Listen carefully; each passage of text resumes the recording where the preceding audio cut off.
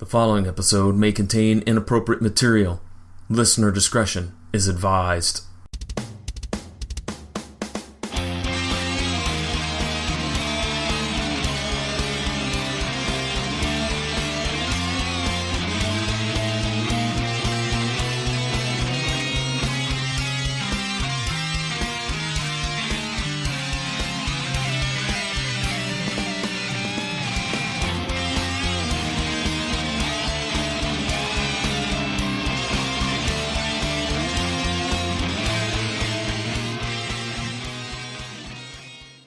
Ladies and gentlemen, welcome to Mattalk, where John and I are the future, and that future is now. We want to just welcome you guys to hang out with us. So much controversy in the world of Mattalk has happened since we've been gone. We talked about it a little bit on our live stream, which we did release as a podcast with the Mattalk reboot that's coming up. We're not going to rehash all of that today, so you can go back, find that, listen to it, watch it, all that fun stuff. John, how are you doing today? I'm doing well, but the bigger question is, how are you feeling? Because as we noted, this is about a week delayed because you were pretty darn sick with COVID. So you feeling better yourself? Yeah, I have had COVID twice now. The first time I had COVID, I had it really, really, really bad for 24 hours to the point where I had a fever of 104 and I couldn't move. This time I was sick longer, but I never got that bad. My fever never escalated past 100. I was down, but I could move. I could function a little bit outside of the couch. So it was longer that I was down, but it wasn't as bad being down. So this version of COVID was way better than when I had it the first time.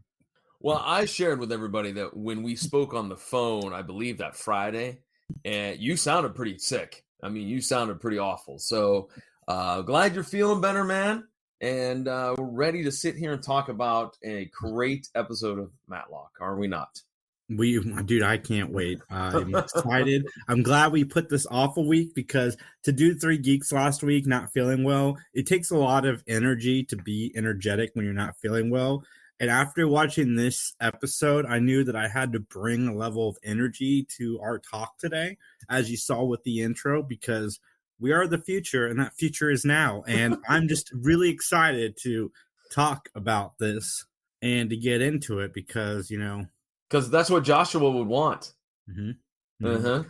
All right, let's get on into it. This is another episode I wish was 2-parters, but we'll get into that.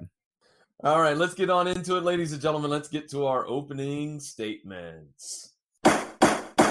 Well, the episode that we're going to talk about is called The Cult.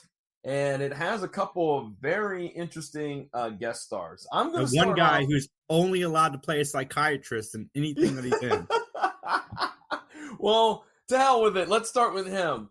Earl Bowen is going to play the role of Patrick Morrison. And as you mentioned, he is Dr. Silberman in Terminator 1, 2, and 3. He's done a ton of voiceover work, Jason, for various different cartoons and video games, such as Clifford the Big Red Dog, World of Warcraft. He probably played a therapist. He probably played a kid therapist. Tales of Monkey Island, which that's a video game apparently I was unaware of. Yep. So Earl, if you've seen him, you know that he has been around the block a few times, if you will. Yeah, and again, every time I see this guy, he shows up as a therapist. I was watching something else, I can't remember what it was recently, and he showed up as a therapist. You were like, oh man, typecast galore right there. Yeah, dude, he is just a therapist. All right, well, moving on down, we're going to move to a gentleman by the name of Jack Dodson, who will be playing the role of William Austin. Now, here's the interesting tie-in. This is why I put him down. He has a few credits, not a large resume, but the few that he has on here I thought were notable. First of all, he played Carl Putnam on Mr. Belvedere, Judge Farnham on St. Elsewhere, and was Howard Sprague on the Andy Griffith Show. So we're getting a little bit of the connect there between the old or Andy Griffith Project and the new Andy Griffith Project. So not that hasn't happened before. We've commented many times that some individuals that appeared on the Andy Griffith Show would show up on Mattalk. So that, obviously is nothing new. But what do you think about this little tie-in with Jack Dodson? I always find it very exciting, at least for me personally, when I see that people have worked together numerous times. Because one, to me, it shows like, hey, these people tend to actually be good people that they keep wanting to work with each other. And two, I just like that kind of loyalty and camaraderie. It's a little bit of like a cool like behind the scenes thing too. You know what I mean? Like a little cool piece of trivia as well.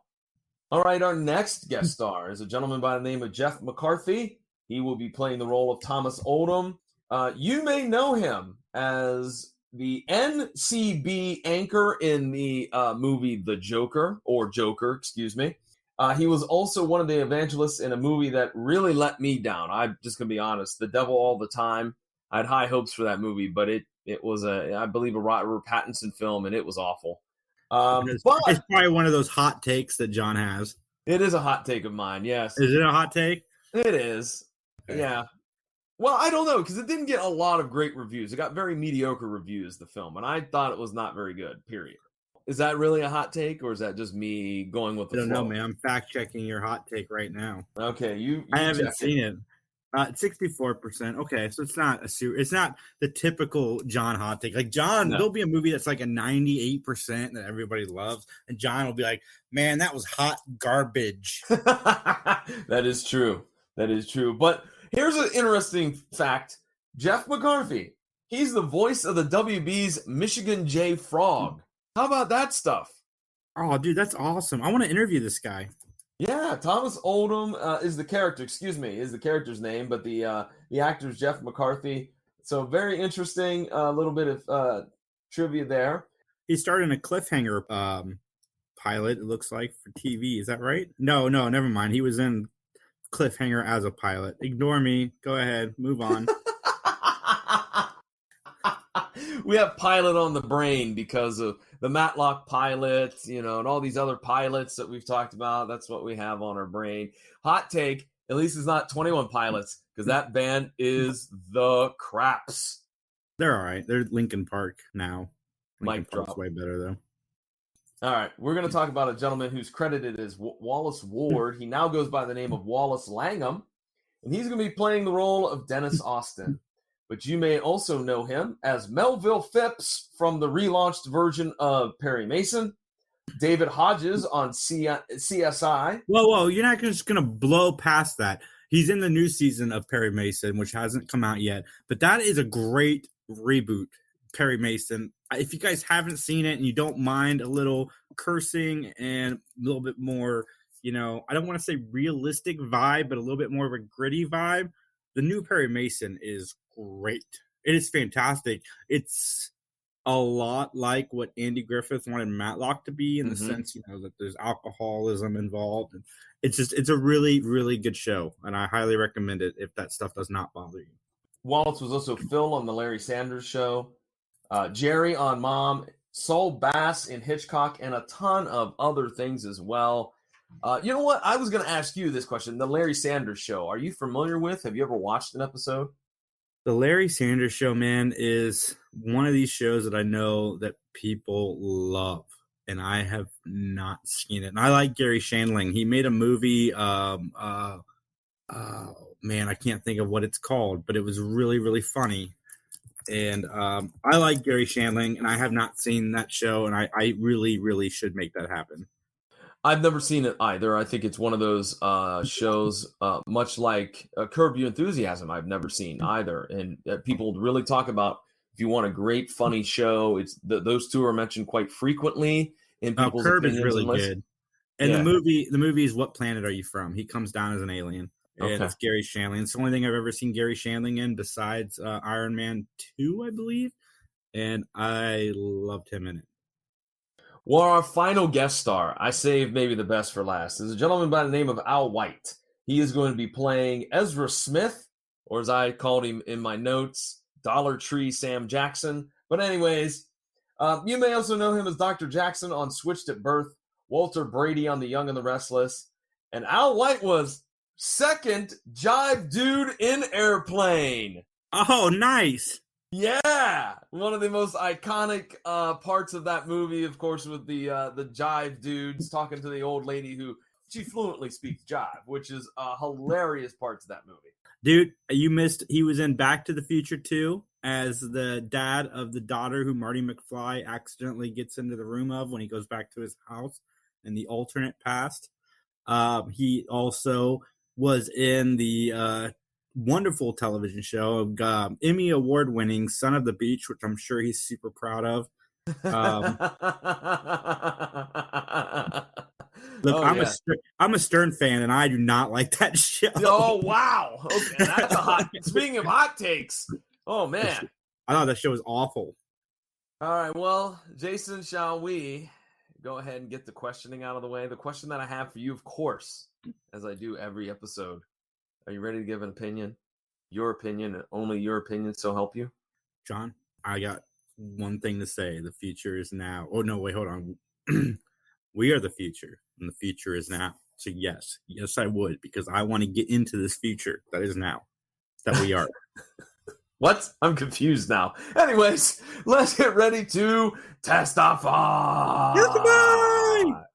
All right, the plot of this episode is a father of a cult member is accused of killing the cult leader. Okay, I got to say this first of all before we get started. And I think you said this in a text message, or maybe you said it to me on the phone.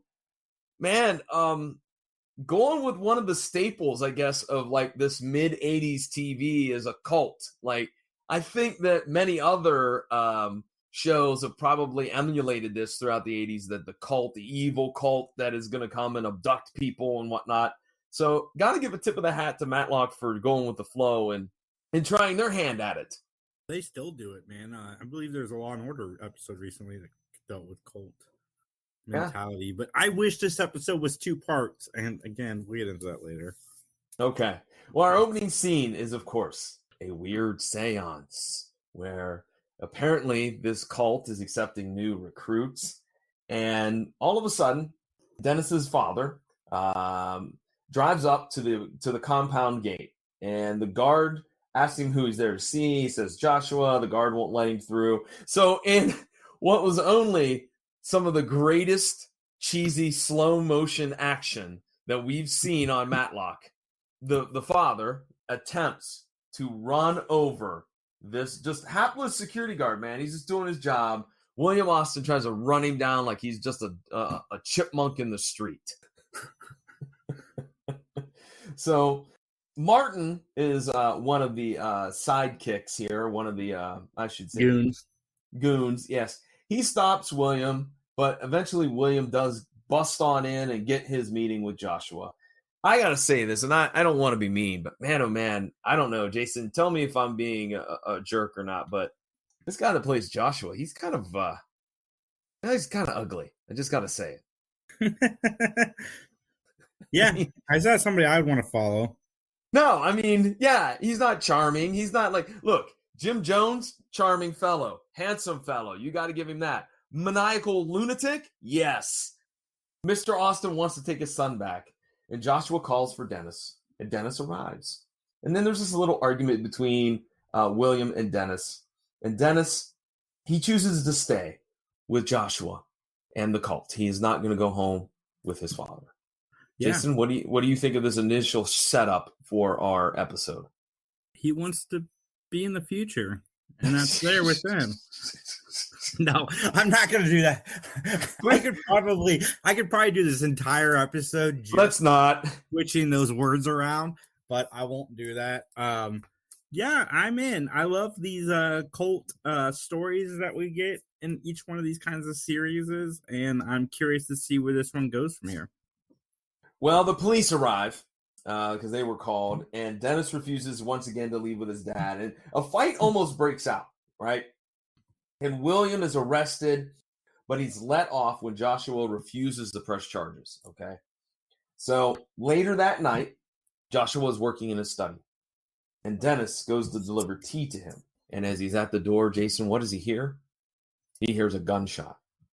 And so as Dennis enters the study, he sees a guy in a trench coat fleeing out the window. And so Dennis follows him for a little bit, and Dennis thinks that it's his father who has killed Joshua. Yep. We didn't get to see the face though, so I knew it was somebody else. Yeah, that kind of was a little bit of a tip off. They kind of didn't. Well, they actually did show us the face, but it was a real like kind of a side view. It wasn't a straight on shot. I thought this was weird, like that. It seemed Dennis, as we're going to find out, served tea to Joshua every single night at the exact same time, and I just kind of felt like, I don't know, that was weird for me. I know this is a cult in which you have to keep the cult leader happy, but I just kind of felt like I wanted to know why. Why was it specifically Dennis? Because we never, other than the fact that he mouthed off to Dad and he's not leaving. What other special place does he hold? What position does he hold in this cult? Maybe he donated a lot of money. Maybe, possibly, maybe. Well, we go to police headquarters, and Ben is interviewing William, and the alibi is that William went to go meet a man about getting back Dennis, but that man never showed. Boy, oh boy, do the writers of Mattalk love to do this, because this is like the third episode recently where we've had, I went to go meet somebody, and they never showed up, and that's my alibi, and it's not very strong. Oh my, Yeah, I mean, that's just an easy go-to. Just like the, I figured it all out.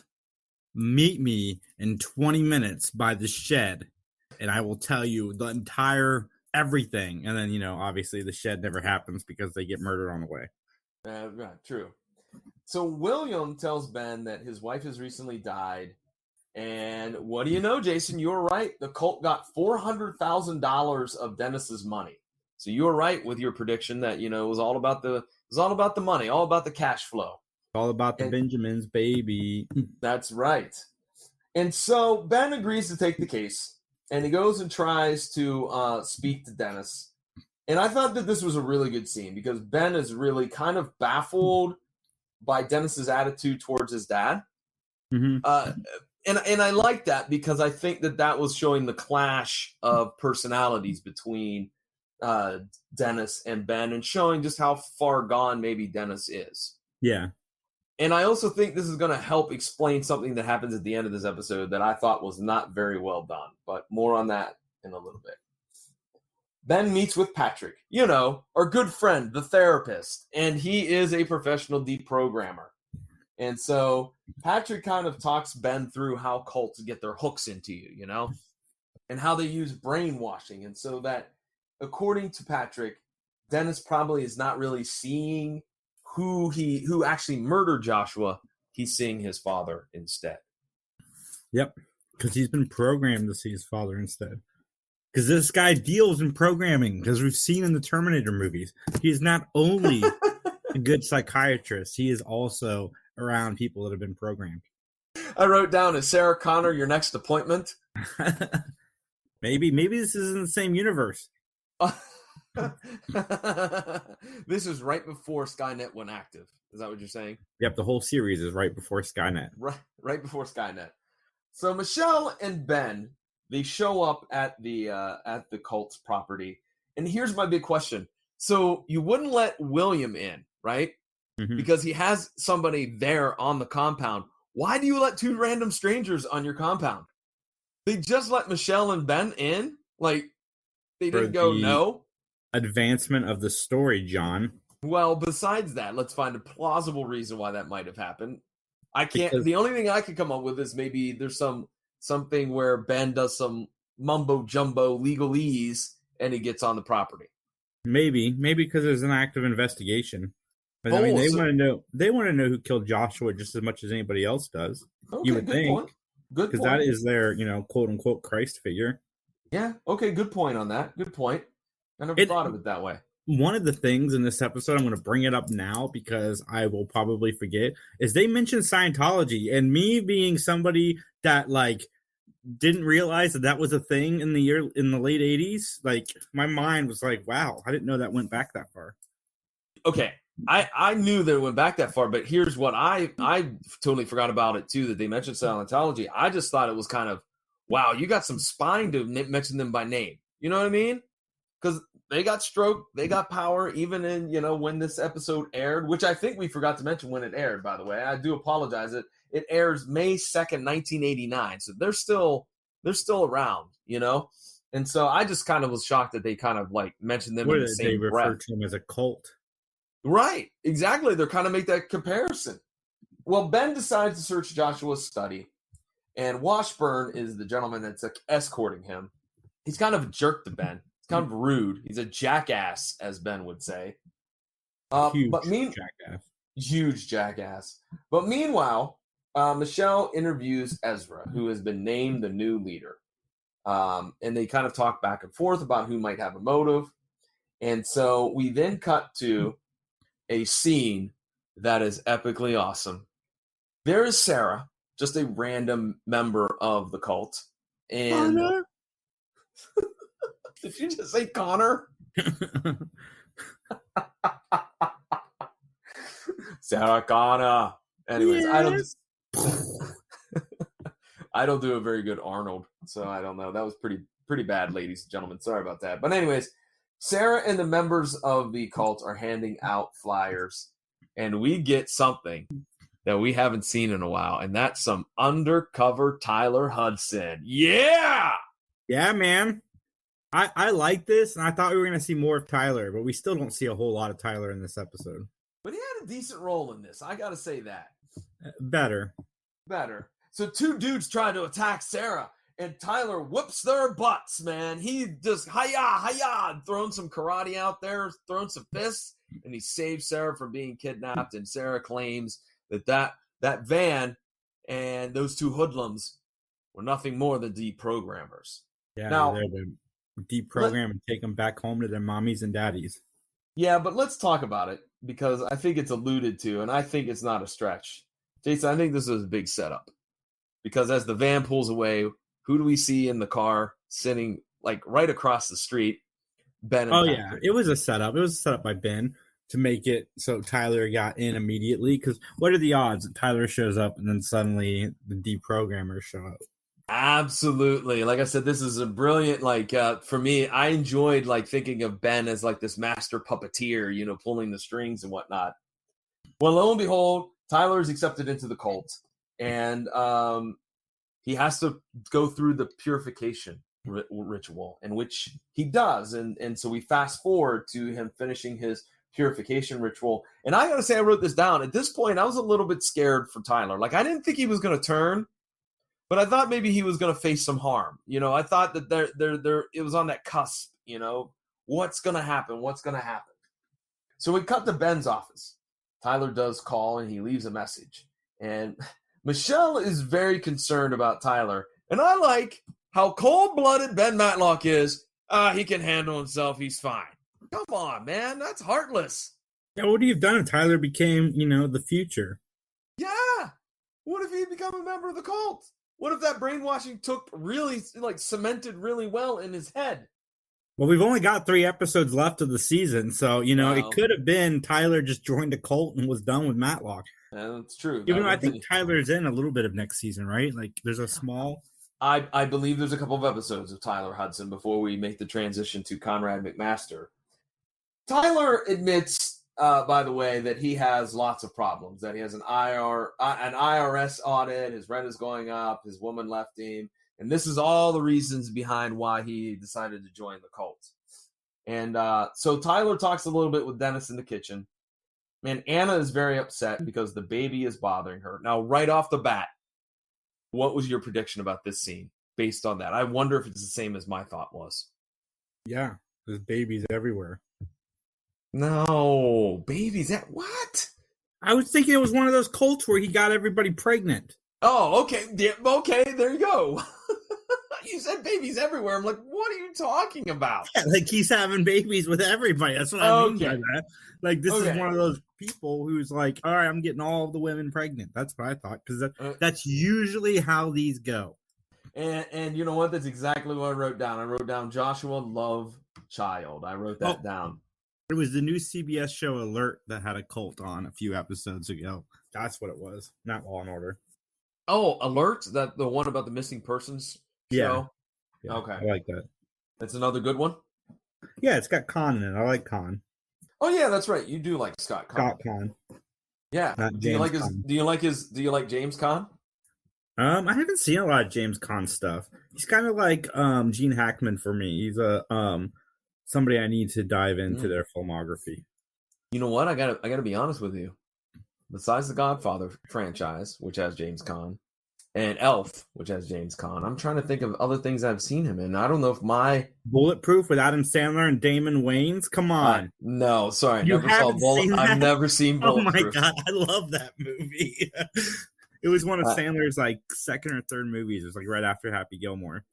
Yeah, no, I did not watch that movie. So It has Caan in it. okay, so there you go. All right. Okay. I've seen one more movie than you of James Caan's work. Probably his lesser work too. I mean, I know he used to hang around the grotto at the Playboy Mansion. I know that. But anyways, let's get back on track. Tyler sneaks into Joshua's office as an almost caught. And I dug how he was so smooth and he kind of just explained it all away, man. Again, that's the classic Tyler that we enjoy. Ben shows up again and he has round 2 with Mr. Washburn. He runs down Washburn's accolades that he was at one time a hugely successful attorney and lawyer. And instead, as Washburn explained, he felt hollow and he wanted something new. So that's why he paired up with Joshua. And then Ben drops the little tidbit that he knows, says, hey, aren't the feds looking into the cult because of, there's some shady financial stuff going on, and that maybe the feds were going to squeal on the others, and maybe that's why someone offed Mr. Joshua. Yeah. We go back to the courtroom, and Ben must kind of run through a gauntlet of cult members that is like on the steps to the courtroom. And Anna attacks William, and Ezra grabs her. Stop this right now, And then real quickly, as we get to the inside, to the interiors of the courtroom, who is this new African-American lawyer that just showed up? I thought that the lawyer was Washburn. So who is this dude? A different lawyer? I guess, but I kind of was like, what? Who is this guy? Maybe from the firm. Maybe the actor couldn't come back. Maybe it was a reshoot. Maybe, I don't know. Like I said, it just kind of threw me for a loop there. All right, Dennis gets on the stand. And he gives his side of things. And again, kind of throws his dad a little bit under the bus, which allows William to get a little bit feisty. And we cut to a scene where Tyler's back in Joshua's study. Tyler this time is busted. Why have you been calling Mattalk? And so he knocks over a few of the cult leaders and he runs away. And in what I thoroughly enjoyed, because I'm going to go on a tangent for a minute. I like how Tyler jumped off the balcony, right, and landed and was fine, and he ran off. So cheesy in 80s.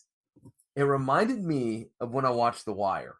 I think in season 4, there's an episode where Omar Little is trapped in a apartment building, and the bad guys have him pinned in, and so he jumps off of a balcony and lands like 3 or 4 stories down and messes up his ankle, and he still hops away. And I thought that was so ridiculous. And that's what this reminded me of, because when I first saw that episode of The Wire, I was like, this is stupid. That's so ridiculous. And this show is so realistic. But apparently that actually comes from a police report that something like that similarly happened. And so David Simon and those guys wrote it into the script. You went on a tangent. I'm going to go on a little bit of a tangent too. And this has nothing to do with Mattalk. I watched SVU today, and the new episode, and they were talking. Ice-T's character was the main character, and he started talking about Detective Munch. And somebody asked him, what happened to Munch? And he said, well, Munch bought an old cop bar where he used to work in D.C. Now, you have been a Homicide Life on the Street fan for a long time. Was there a cop bar when they were on that show? There was. And in fact, it was Munch. Did it take place in D.C.? No, it takes place in Baltimore. Yeah, that's what I meant. Baltimore. Sorry, Baltimore. Yeah. Munch, there were 2 other characters that went in on it. There was a triangle, and I can't remember who the other 2 characters were. I was wondering if it was a throwback to Homicide Life on the Street. It is. That he went back to where he used to live and and reinvested in his cop bar. Yeah. Yep. Munch, Juan Carlo Esposito's character, and I can't remember his name. He was one of the owners. And who was the third owner? Oh, shoot. I want to say... that was a fun callback. That is a fun callback. I love Homicide: Life on the Street. I need to sit down and go back through it and watch it again. Did Dick Wolf work on that show? Like, how are they so closely connected? That's a good question. Dick Wolf did not work on that. This is David Simon's first project.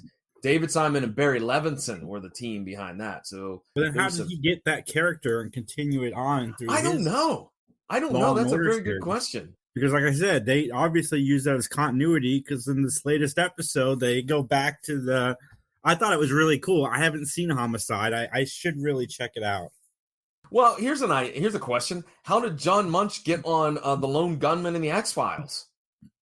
Because he's also on those. He's on 2 episodes of those things, and it's like I forget how many different shows John Munch shows up on. I want to say it's like 6 or 7, and I don't know how they work that out with Belzer, and unless maybe he has some type of creative control. I don't know. Maybe. I just thought it was a really cool callback because I remember that show taking place in Maryland, so I wanted to ask you about it. Sorry, folks, but if you watch the new Law and Order SVU, then this was a fun little Easter egg for you guys. And if you hate our sidebars, you can let us know. And how can they do that, Jason? You can send me an email at BENME. Yeah, man. You can send me an email at BENMATT. Are you mouthing the words along with me? I am because I had to do this for the video when you had COVID. And I was like, I don't even know if I can do the email address because that's Jason's territory. So it is sorry. BENMATTALK@gmail.com. And in the subject line, put "the future is now," and I will happily read it. And you can also find us on Twitter and Facebook. Facebook, of course, is Mattalk Podcast, and Twitter is Mattalk_podcast. So let's get back to the episode. Ben and Michelle are at Ray Templin's place, and they are commiserating. And all of a sudden, Ben gets an idea. And again, in classic Matlock, he gets the idea. We have to wait, though. We have to wait to the courtroom to find out what it is. To the courtroom we go. Oldham is on the stand. And Ben starts asking about the Fed's interest, about, hey, what's going on with the cult? Stop it. Now you're mimicking me.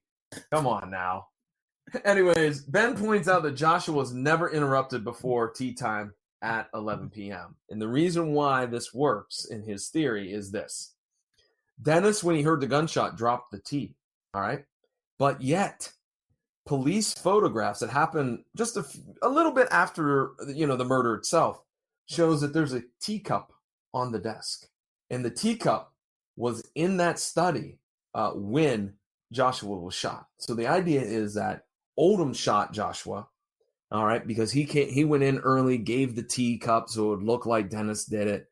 He shoots and kills Joshua. Then Ben brings up this idea of the brainwashing. And he says the reason why that Dennis doesn't realize it's Oldham is because he's under this spell. And then Ben, he goes for it. He goes for that knockout punch. He brings up the fact that Joshua had an affair with Oldham's wife, Anna.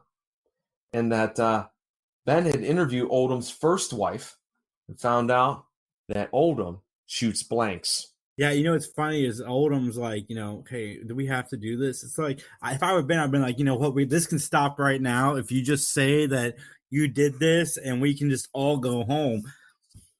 I don't have to tell everybody that your sperm doesn't swim upstream. I can just, it did, the good point. That did make it seem like they could have just stopped it. Like, just admit to it and I won't reveal to everybody your embarrassing news. But Joshua is the father of the baby. And so here is where I kind of cringed a little bit. We talked about Ben and talking to Dennis earlier on in the episode. But Ben goes out into the galley. He goes over to Dennis. And he starts talking to him in that soothing way. And he gets Dennis to replay the events in his head and to break the spell of the brainwashing and admit that he actually saw Oldham be the killer. I thought this called him back to the stand, technically. Yeah, thank you. That's exactly what he didn't do it on the stand.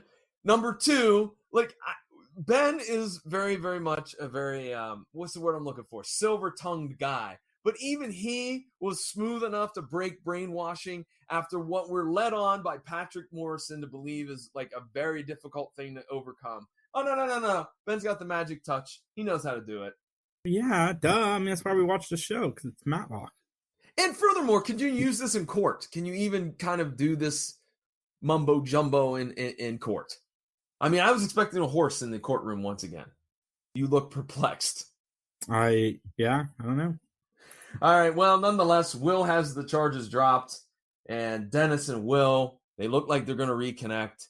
And that, my friends, is the episode, The Cult.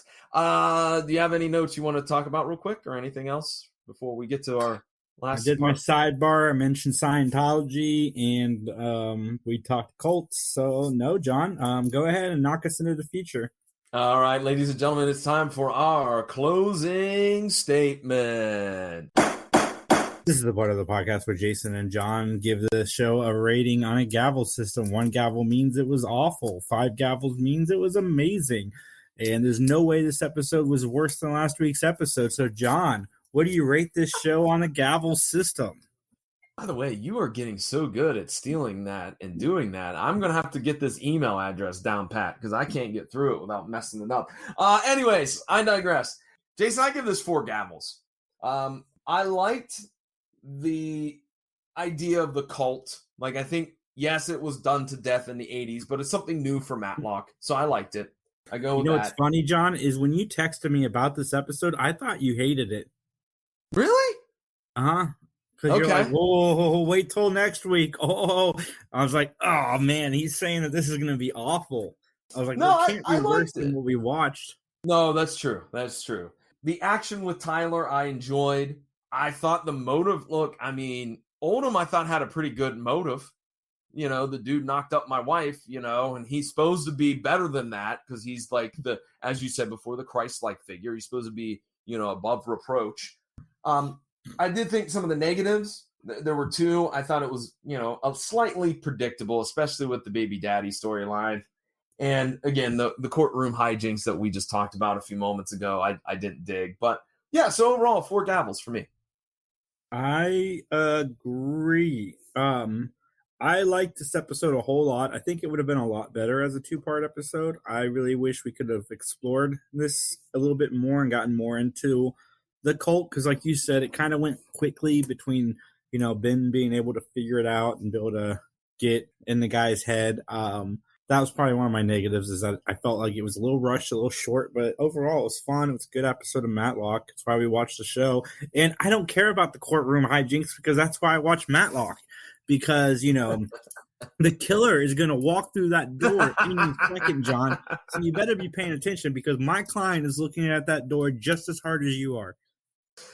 Well, you know what? I will give you a little bit of credit there. I think that, you know, oftentimes we disagree on whether episodes should be 2 parts or not. I think this one could be a very good 2-parter because I think we had some material. Like, why did Dennis leave his dad? Like, I know we get the idea that he was depressed and all that jazz, but I think we could have seen more about William and Dennis's relationship. I think we could have done a little bit more with the Tyler storyline of being in the cult. So I agree with you. This one probably could have been a pretty good 2-parter. Yeah, and learn a little bit more about what Joshua was about. Yes, there you go. Because absolutely, the character itself didn't last very long, and I think absolutely that would have been great. All right, let's wrap things up. Jason, tell us all about the 3 Geeks podcast and what's happening with that great show. We are live Sundays at 10 a.m. We have a lot of stuff on our YouTube page. If you don't have an attention span, well, good news, you can go to our YouTube page and watch all of the shorts that you like, 15 seconds to a minute. Yes, there are clips of Mattalk on there as well, so you guys can jump on, enjoy the fun. Again, we're live every Sunday at 10 o'clock, and then we post randomly throughout the week, so come hang out with us. And we're clean now, mostly. Clean-ish. Mostly. Look, folks, it's kind of hard sometimes to rein in some of the geeks because they get a little wound up. We had nice 3 completely clean episodes. Max was out on vacation, so those episodes are 100% clean. Max came back. There's a couple bad words, but it's fine. We're doing an After Dark show. Actually, we did the After Dark show 3 days ago, so Don't watch that if you're not into raunchy comedy. But other than that, yeah, we're clean now. All right. Well, let's talk about the PVD Cast. The PVD Cast is my own personal podcasting project. Buckle up, folks. We're going to be here for 20 minutes. Go ahead, John. That's right. It's available, of course, at pvdcast.com or all those usual podcasting outlets. Current episode that is up is my conversation with two gentlemen by the name of Milo and Chris. They have a great wrestling comic book that's got a little tinge of horror to it. It's called The Heel Screw Job. We talk about how that project got off the ground and all of that stuff that goes into making an independent comic book. And so check that out. Don't forget, we also have a fantastic, absolutely amazing project that Jason and I and Justin are working on. Of course, it's called the Larry Hankin Stories. It is available at patreon.com/Larry Hankin. You want to know about his time on Friends. You want to know about how it was to grow up when he grew up, or know about his college experience, or any of those things. We got tons of content starting at as little as $5, ladies and gents. $5 nowadays doesn't get you much, but it gets you plenty of great quality and great content from us and Larry. And we really would appreciate it if you check it out. And look, you don't want to even spend $5. Jason, I think we could say this, right? Tell some folks about it. We'll even accept that as payment. What do you say, Jason? That sounds great. And also, Larry was almost murdered by his college, or by a roommate when he was in college, I believe. He was also, really good friends with Carl Gottlieb, the writer of Jaws. Larry did a lot of things growing up that are they're funny now in hindsight. Statute of limitation has passed. They're really funny. You guys should listen to him. Larry is a funny guy. He's somebody that we're both happy to be able to call a friend. So it's fun. You guys should come and join us over there. Absolutely. All right. With that, Jason, shall we get on out of here, man? We shall, John. All right. Then, as they say in court, nothing further. DVDcast.com.